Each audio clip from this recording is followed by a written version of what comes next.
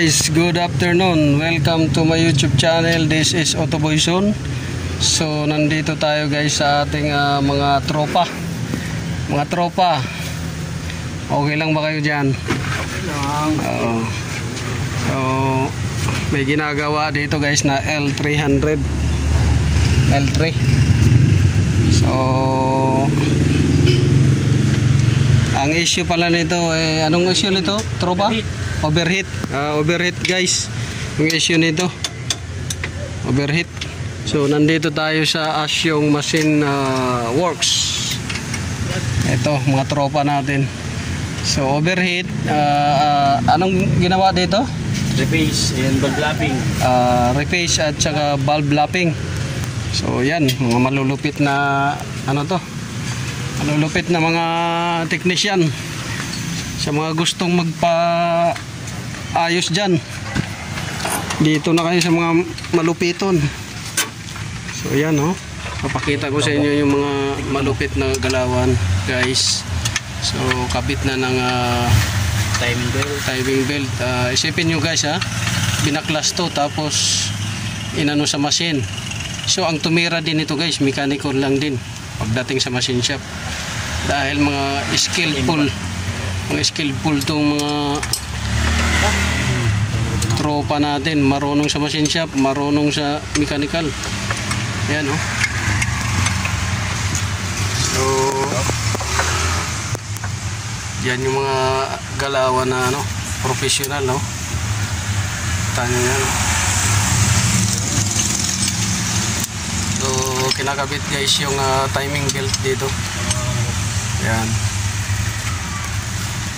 So pakita ko sa inyo guys yung mga ginagawa pala dito. May Pajero, Fortuner, L3, tsaka itong mga Canter. Yan yung mga ginagawa dito. Kulang na lang dito guys yung motorsiklo. Kaso hindi na pwede ipasok. Puno na kami guys. So mga sasakyan lang sa atin. Yan.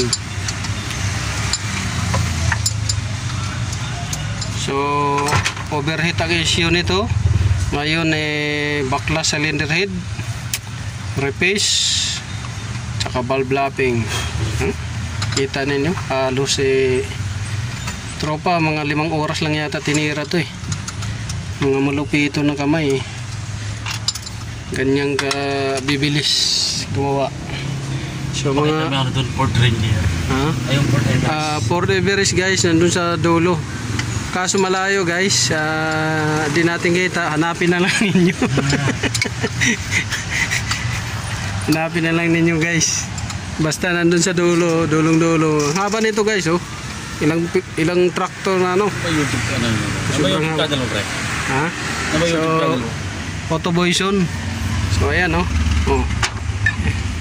malupito niyan kita nyo guys. Binaklas ng umaga, kinabit wala pang alas 3.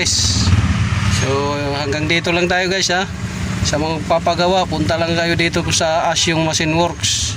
So mga tropa natin to. So this is Otoboyson. God bless. Maraming salamat.